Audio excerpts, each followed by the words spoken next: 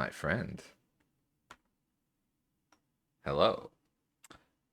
We're getting pretty close now. We're getting pretty close to the end of Pagan Ultima VIII. There are 2 installments remaining in this journal log series. And in this log, we're going to finish off the Carthax Lake sorcery quests with a sort of sorceress cooking competition. We have to brew up a lot of spells one after the other in preparation for a kind of sorcerer's final exam. After we do that, we're going to murder the king of the sorcerers and we're going to take his Blackrock piece. And by the end of this video, we're going to have all the Blackrock pieces that we need to solve the puzzle box that is Pagan Ultima VIII and kick the game towards its final section, the ethereal void. So I hope you'll join me, and let's hit it. Okay. Are you ready to cast a spell? We have to prepare Flame Bolt. So you can see here, these candles need to be red and these 2 need to be black. In our game, our workspace is not quite configured that way. So you need to move these candles around. Step 1 for preparing this spell. It is very important. It is actually pixel perfect, more or less, where you place the candles to within a very small range. So you want to make sure you don't fuck that up. It's pretty easy to tell, right? The candles is what configures what spell you're trying to cast. So if I do this, right, there's a little tutorial system. Hey man, you can't even try to cast this until you put a focus in the middle. We've got an empty rod. There it is. So you double click that. Inort Flam, he says. But you know, he says something's wrong and Bane helpfully explains to us, well, you got your reagents wrong. So the other part, of course, is reagents. We gotta put pumice up there, iron here, and ash over there. Pum, iron, and ash. I have naturally prepared some of these things in a bag. Reagent placement is less particular than candle placement. Iron. And more fucking volcanic ash, huh? They love that volcanic ash stuff. Alright. So, check it out. Here's our preparing all of our stuff. Our table of reagents and candles and our focus. Our workspace is prepared. You do all of these things. We're currently doing this as a test. Bane, the sorcerer here, is carefully evaluating us. So carefully that she actually follows me as I walk around the room, you know? So let's double click on it and see if it works. Nope. Bane's like, your reagents were incorrect. Okay. Is the ash not close enough?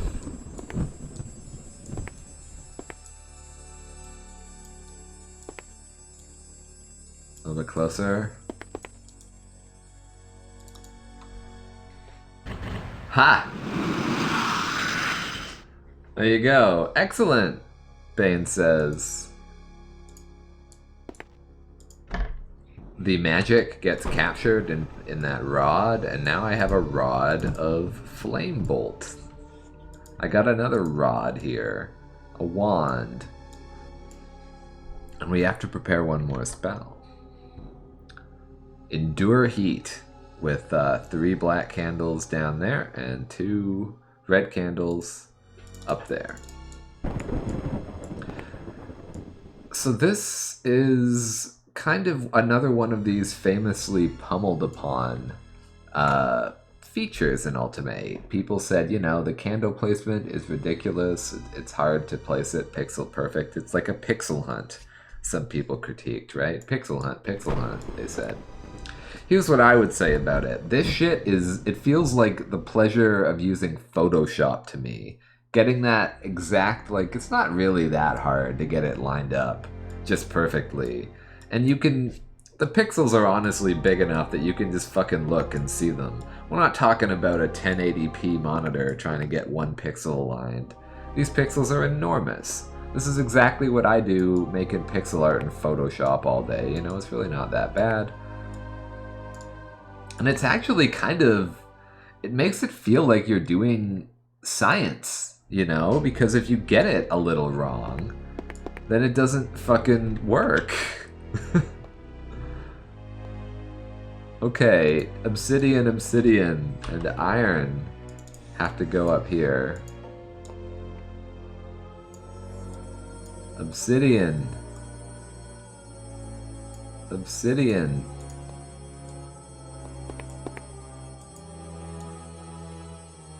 Iron, represented with this lovely red. Okay.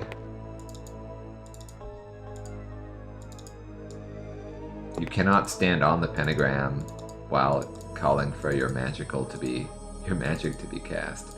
Seems like it won't even recognize at the moment that I'm trying to cast a spell. Let's see. What did I do? Oh! Okay. Yeah. I'm guessing that this ain't close enough. Ah.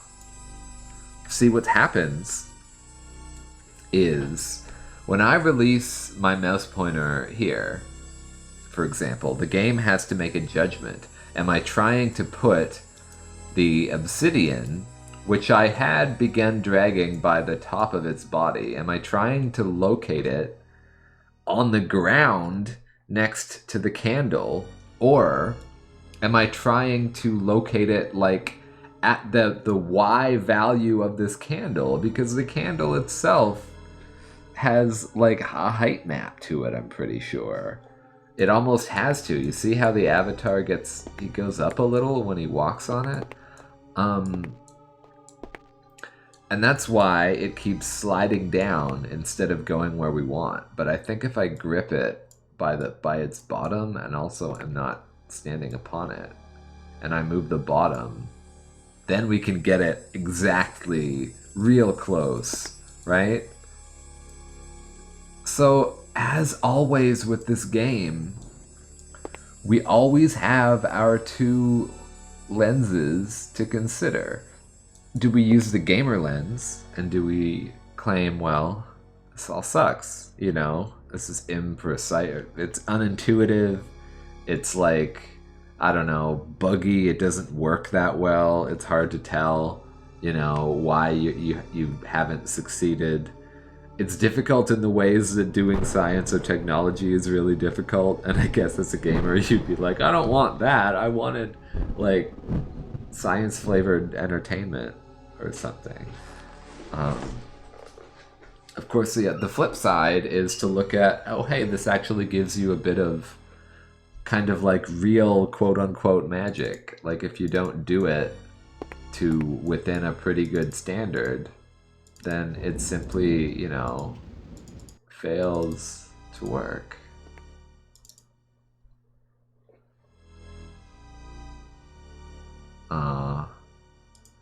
Perhaps this wand is not capable of holding this type of spell. That's something that can often happen. There's a cushion. I'd probably have to use explosion in order to drain that thing of its charges, but maybe I wouldn't. What if I just put it on?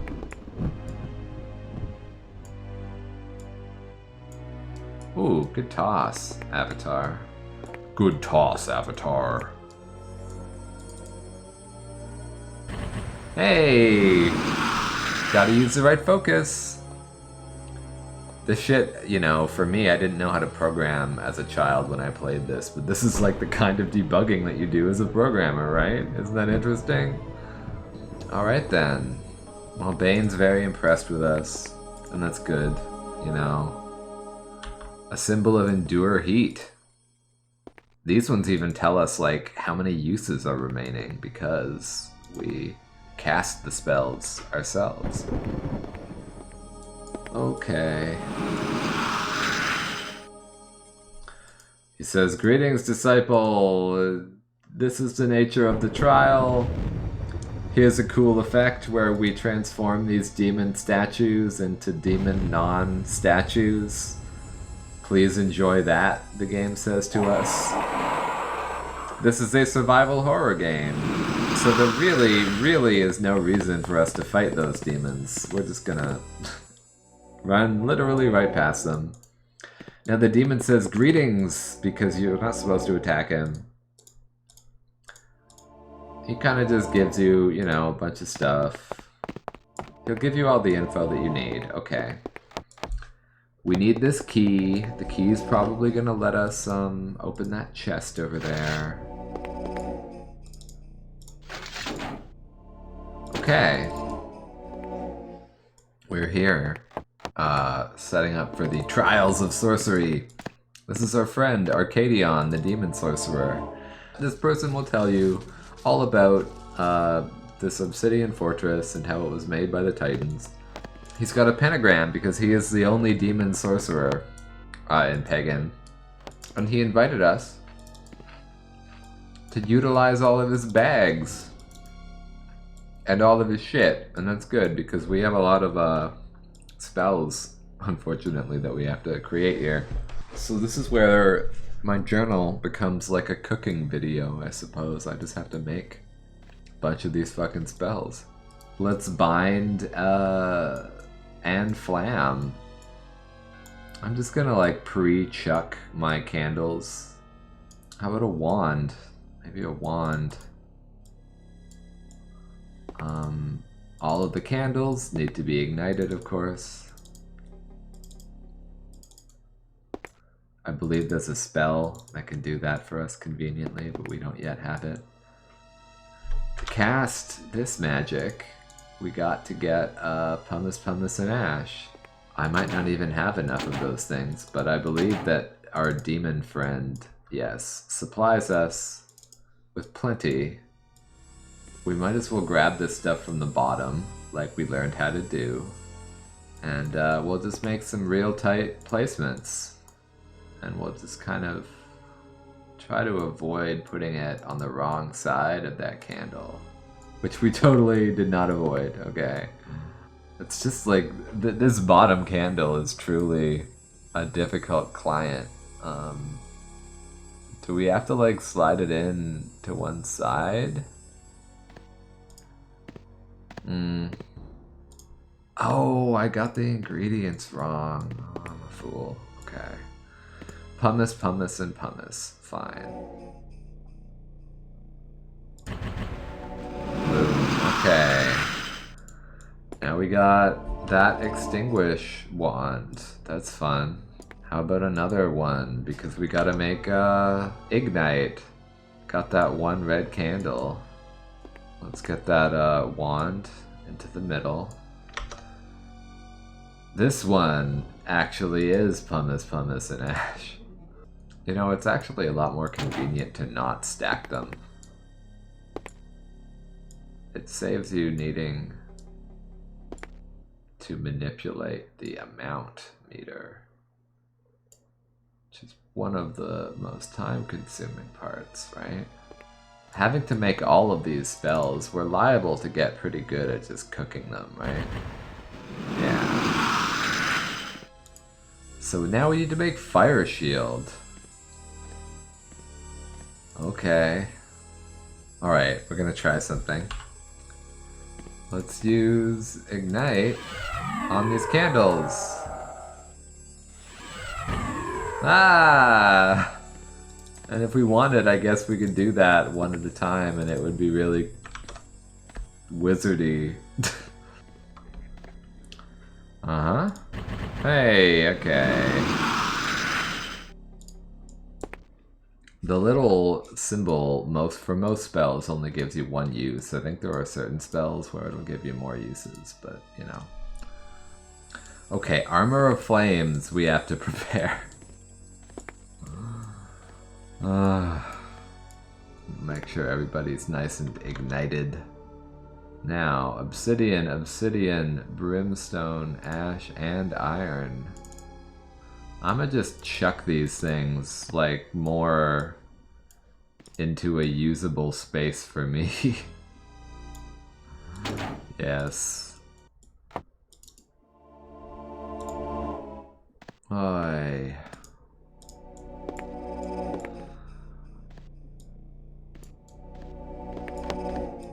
What's more? Okay. Yeah. Uh-huh. Armor of Flames. No, we don't actually need this Endure Heat, it seems like. Oh, I'm getting all confused about everything. We already made that one. Fine. We might need it. I'm just going to organize things a little bit more, because this is starting to bug me now. All of these magical things need to go into their respective bags, if you ask me. I don't want to walk around with fucking candles either. It's too much weight, you know what I'm saying? This guide next instructs us to prepare explosion, pumice, iron, ash, and brimstone. I should probably be reading these in like an order that allows me to actually write them out. Pumice. Iron? Ash.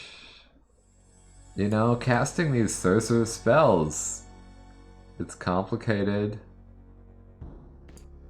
And it can easily stress you out. Interesting. Avatar, I wonder what you mean when you say that. Do you mean that we need to use a different center object? You know, that's always a possibility. Yeah. Now we got that explosion spell. Summon demon and banish demon remain to be prepared. Okay. At least we can probably use the cool demon head focuses for these ones, right? Demons, they clearly like red, and that's why there are so many red candles. They're colored red. I assume that a demon can probably choose what color it wants to be. So we have to assume that these red candles, you know, are demon colored. I mean, look at that guy. Obsidian, obsidian, pumice, bone, and demon bone and ash. Obsidian, obsidian, pumice, demon bone, and ash. I got them mixed up again. Oh, okay. You go up here. 2 obsidians. I verbally said obsidian, obsidian numerous times, even while choosing the goddamn pumice. Now, okay, how about this?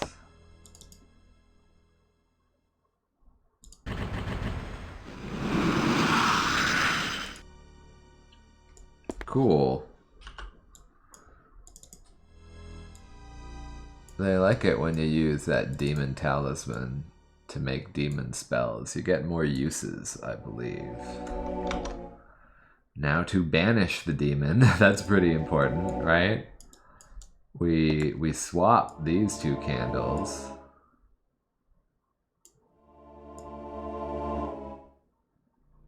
Iron, iron, ash, demon bone, pumice. Pumice goes there, and then demon bone. I feel good about this one. I predict first try on this one.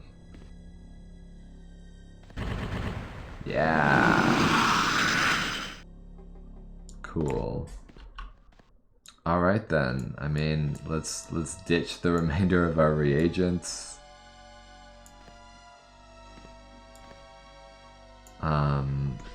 And review our inventory. Extinguish, ignite, flame bolt, flash, endure heat, armor of flames, explosion, banish demon, summon demon.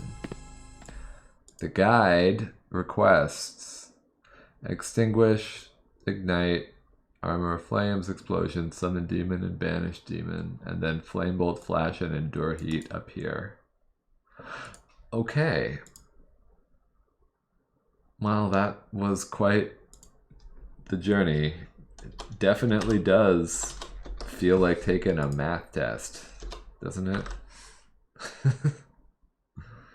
The pentacle shape here, of course, suggests that there will be like 5 tests in 5 directions. It's very in keeping with the sorcerer's sort of obsession with the pentacle shape. The most pagan of all of the shapes. I mean, you certainly see it pretty much everywhere, right? And this is one of the only examples of the level designers really digging into that kind of... That's like, of course there's a bunch of Doom maps that are shaped like pentagrams. That's a really Doom thing to happen. Doom levels are often expressed like an idea expressed spatially, just mapped like that, right? This game, it's a little bit more rare. So this is like one of the more designed kind of dungeon environments that you can really find in Pagan. But you can see that it rather quickly devolves into, you know, cave crawling anyway.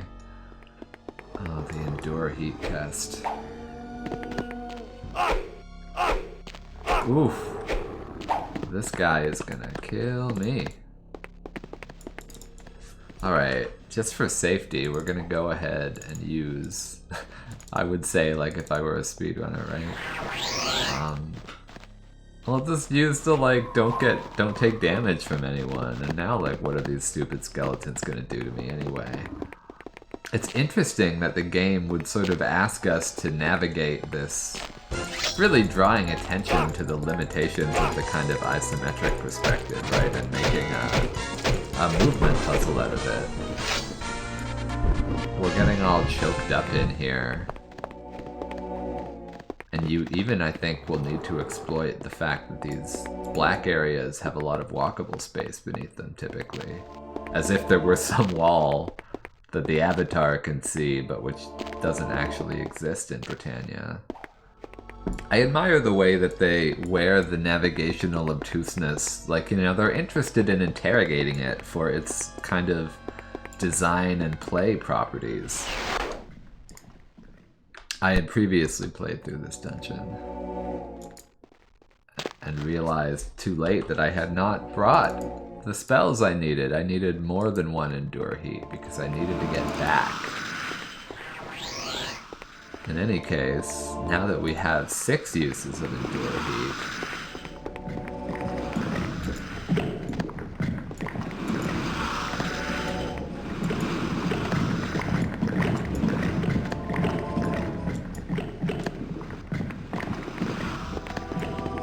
up there is a demon. We have a spell for that, actually. We can use our Banish Demon spell. Unless they just walked out of spawn. No, they didn't. Off they go. I believe that this chest is trapped.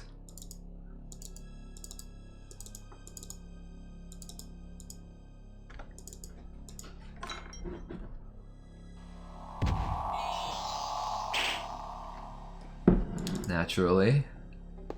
But inside of it, several things. One, some nice new magic shorts to wear.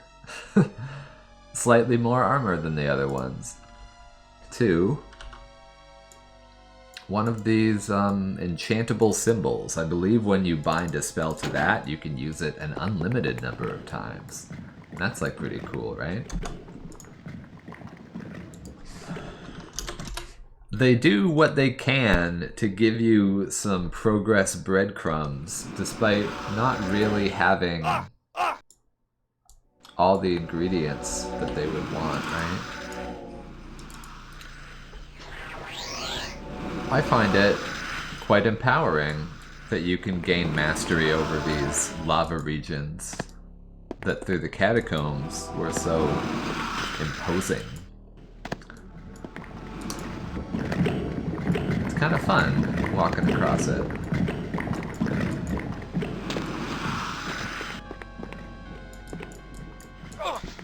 I mean, hey, I guess now you get to watch us do the old test.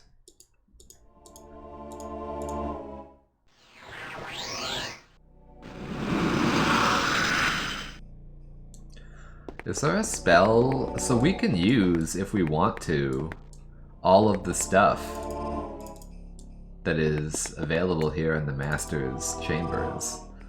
Interestingly, the spell that has been pre-configured here is not one that we can cast. Of course he has a complete spell book. He has, among other things, oh, a Blade of Striking. That seems kind of useless. Bunch of cool magics. Seems like we could use these instead of actually binding some of the spells that he wants us to prepare. I doubt the game would be clever enough to tell the difference. Like, I just mean, okay, over here we have a flame bolt wand, right? Just like the one that we need to use on him. So let's just hit him with it. His own flame bolt, if you don't mind.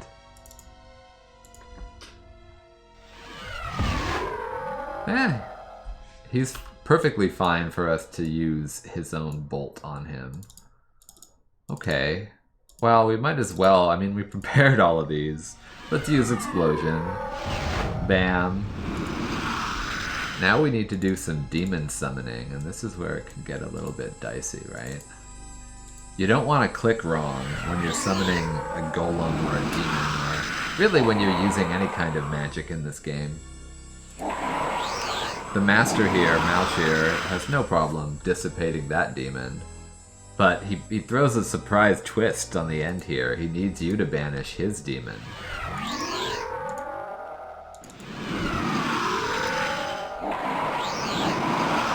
Off he goes, back. Maybe it was the same demon. Maybe the demons are pooled, first in, first out.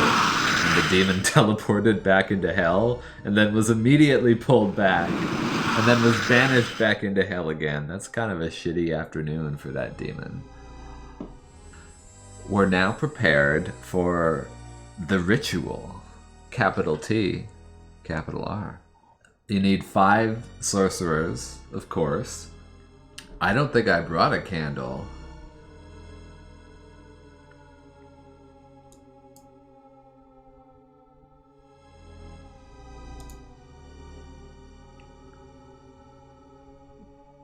Hey, I did not have an opportunity. I had to do a lot of trials. I find it pretty amusing that the Avatar fucked it up, though. I'm actually happy with this telling of the story. He just doesn't have time to get involved with the in and outs of all these magical rituals. Do I have to do this? What? I do have the spell prepared. Well, I'll be an asshole. Alright, listen. I think if you examine my inventory, you will plainly see a Wand of Ignite with 14 uses remaining. I have so many things that I'm carrying around that the game is getting a little bit confused. Let's do a couple of things, right? 1, let's get a fucking red candle. He wants a candle, I guess. 2, let's take that Ignite spell.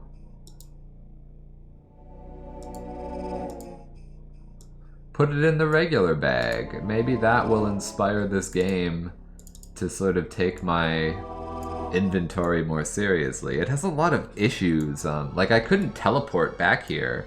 It didn't recognize that I had these 4 symbols, these blue ones, because I was simply carrying too much crap in all of these respective bags. It was like having itself a big old search failure. So, having made a couple of refinements to maybe allow the avatar to fumble for his ignite spell a little bit faster.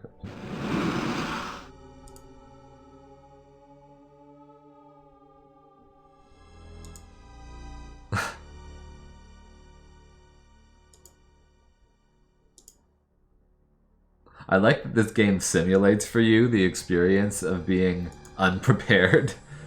Like, oh, I didn't bring one. I wonder if it will now recognize that I have access to an ignite spell. Oh, okay, so it needed to be in the main container.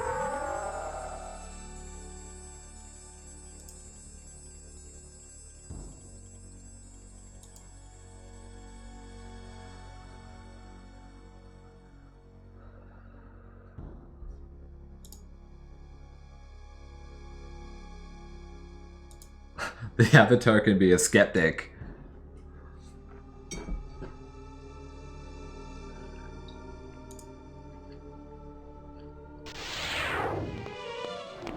And there he is! For our what boy! pathetic reason have you summoned me, mortal? Your simple mind cannot possibly hold an inkling of the depth of my wisdom. No dick. Seemingly doesn't even have like an area below his like abs, which is a little bit odd. It almost feels like, you know, if it were me, I would have given him a big swinging penis probably, or have it like a nice vagina. I am the only fire of this world.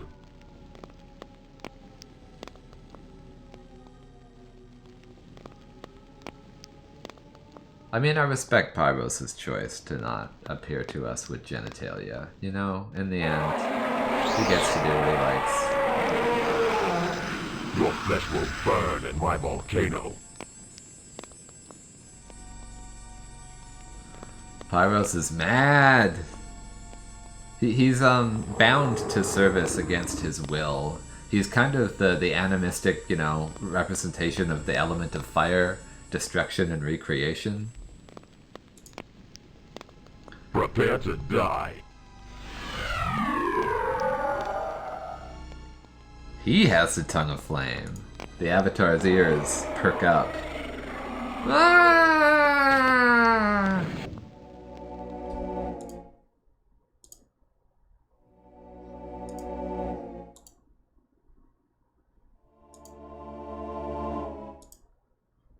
Bane trying to help us out. Ooh! Off she goes. The acolytes are confused as to why the avatar has been singled out. This guy just loves sorcery so much.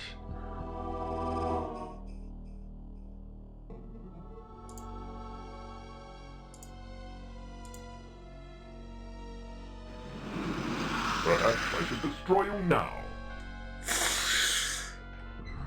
The Guardian's kind of mad, I guess, that we succeeded at our Pyros ritual.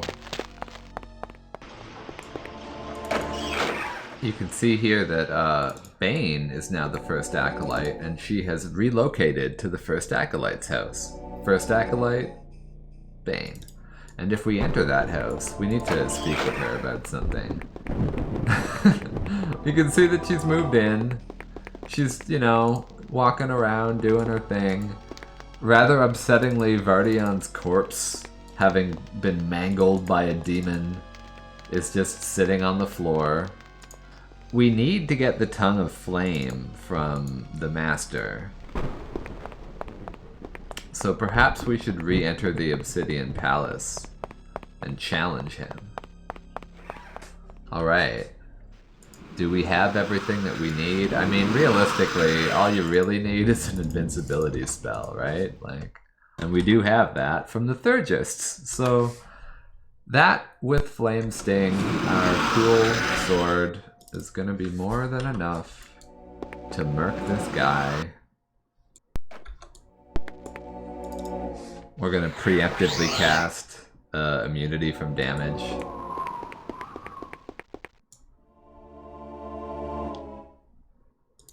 Huh. So, now we swing!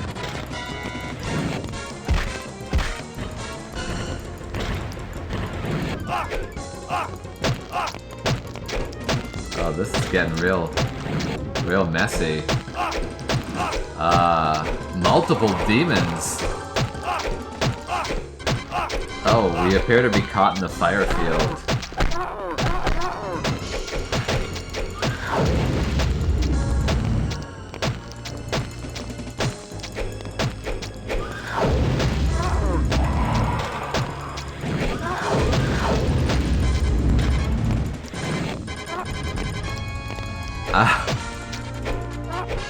He falls. Okay. We're gonna need to banish probably both of these demons. It's pretty funny that they want to do this to each other. But we took care of that. We have murdered Malshir. Quite the assortment of like stuff this guy has on him, right? This is the thing we really need. The Tongue of Flame, that bit of black rock. Should the Tongue of Flame ever enter the Great Pentacle, the fate of all pagans will be sealed. The Lord of Flame shall be rejoined with the power in the tongue, and as a result he will be forever unbound. So we can free our boy Pyros by taking the Tongue of Flame down to that pentacle. Well, the Master is dead. We have killed him. And rather than that making everybody sort of hostile to us, I believe the effect will simply be that we're the Master now. We're the boss guy. And everybody has to do what we say.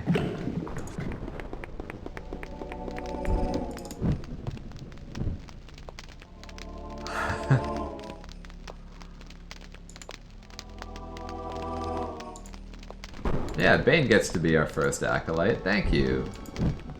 In any case, that all happened. Now we can just return the Tongue of Flame to this area that it came from. The pinnacle, right? We need to reunite it with our boy Pyros in order to free him.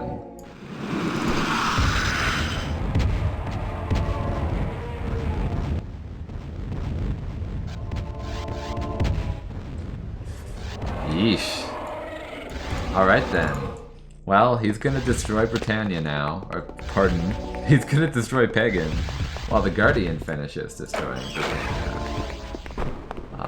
I wonder... So it's storming, it's firing... Lethos is likely pissed. It's a real party here on Pagan at this point, and we're sort of hurtling towards the end of the game now. So you can see now the Titans are spewing their hatred upon us. Everybody's kind of going into their... This is the part of Majora's Mask where the moon is like about to hit and everybody's like, ah, shit! So I've gone to Devin and I'm like, listen man, I need a black rock fragment. It's a large dark stone. And of course, Devin found a weird rock in his fishing net one time. It's in the southwest corner of the palace. Oh, and we can stay at Salkin's house, where we can get money. I guess this is that locked chest that he was telling us about. And that is the Tear of the Seas. Along with a lot of money.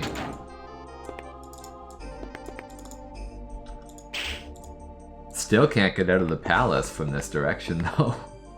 what we're doing now is assembling all of the Blackrock fragments, the 5 of them, in order to cast our like magic spell that completes the rest of the puzzle box and kind of brings about the end of the game. I believe I left another one up here, which is why I'm now going to check on it.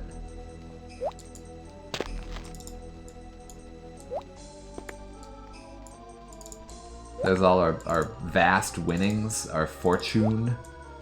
Here, we have quite a number of them. Oh, but we're so full on items. Okay. So, somewhere in here we must be keeping, like, the bullshit magic weapons that we don't want anymore. Yep, there they are. I will never part with my beloved friend Slayer, but the other one I can certainly afford to lose. 571 obsidian coins is more than I need. Mithrin only wants 300 from me to get the final magic spell, the game-ending magical spell. So I'll take just 300 plus a bit of change. Why not? I will return, I think, this sliced executioner's hood, an interesting little object. It will reside forever here on the top of this guard post.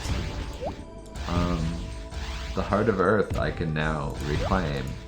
The Heart of Earth, the Tongue of Flame, the Tear of the Seas, and I will need to destroy Lethos, I believe, using this Heart of Earth thing.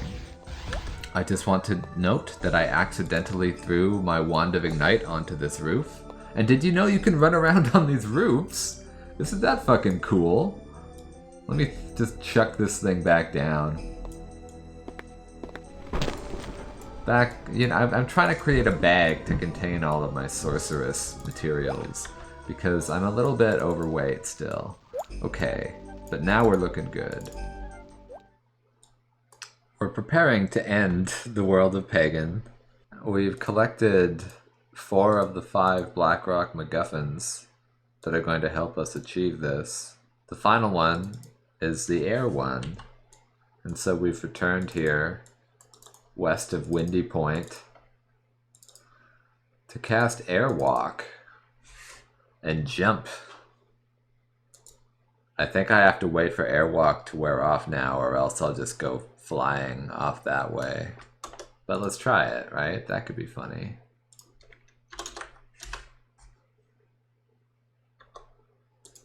Woo! Yeah. Whoa. Well, yeah. So perhaps we could use our bedroll to kind of rest off the effects of Airwalk. Yeah. Good. The Titan of Air. Oof. Well, there we go. Falling to our death. The thing about this Air Titan is that she does not wish to yield this artifact to us, reasoning that she needs it to help people. But what I would say to that is the Avatar doesn't particularly care about the fate of the people of Pagan here. My child, you have returned to me. Part of this game is sort of like the Breaking Bad of the Ultima series. It involves the Avatar making a lot of dubious, kind of unethical choices, right? Your quest for power. No child, I cannot allow this. I think that reflects, we've talked about it a lot, right? What is it? What's the story between what's happening at Origin Systems as it's crumbling in the 90s and what's happening with the Avatar as he compromises his virtues here in the world of Pagan? I mean, if nothing else, I think what we can read from this is that, you know, the Avatar's desperation to complete his quest and protect his beloved realm of Britannia led him to kind of get in bed with the wrong people and do some things that were hurtful. That's kind of a timeless human story, isn't it? What am I doing here? I'm going to consult my paratext. Perhaps before trying my jump, I should try casting Reveal. Easily. Soon all the land will be mine.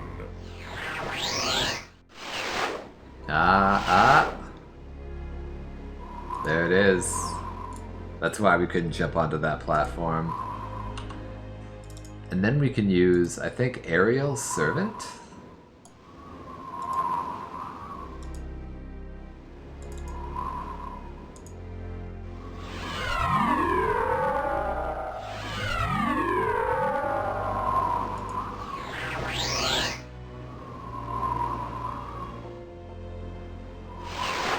Yeah, isn't that neat?